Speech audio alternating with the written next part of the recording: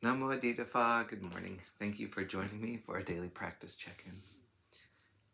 Listen, listen, listen. This beautiful sound calls us back to our true home.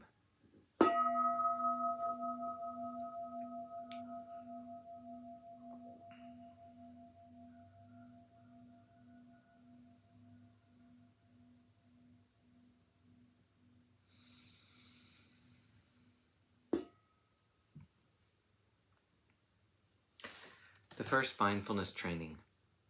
Aware of the suffering caused by the destruction of life. I vow to cultivate compassion and learn ways to protect the lives of people, animals, plants, and minerals. I'm determined not to kill, not to let others kill, and not to condone any act of killing in the world, in my thinking, or in my way of life.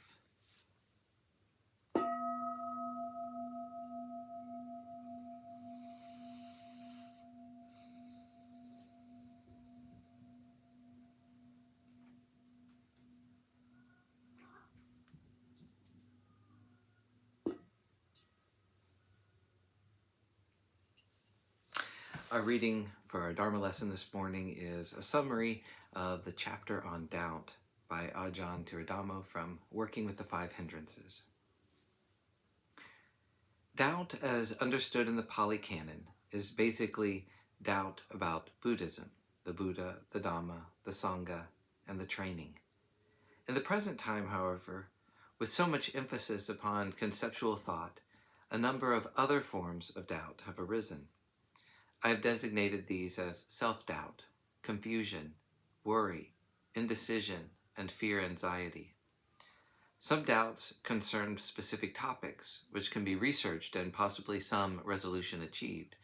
Some arise due to looking in the wrong direction or applying an incorrect method of resolution.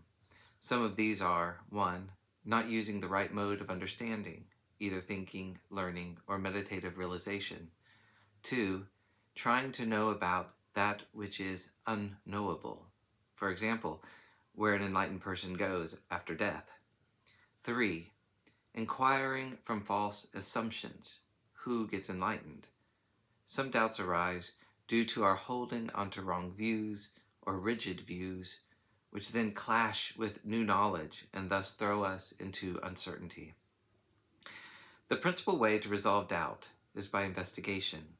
We mindfully observe the nature of doubt to know its particular form. Some forms, like confusion, worry, or inquiring only from an intellectual mode, may be due to old habits feeding this tendency.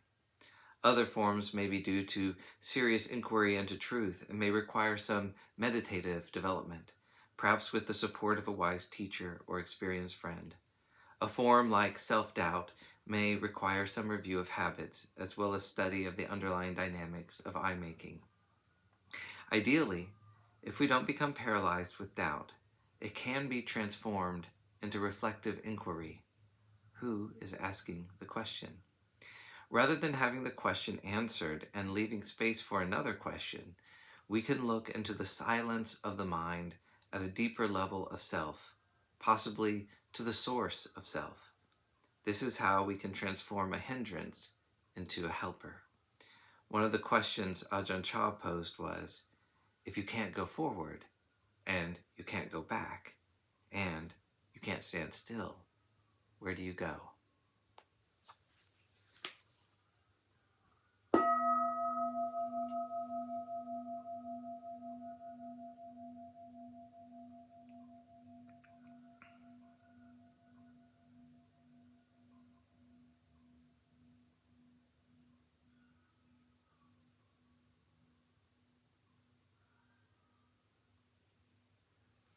May all beings be well.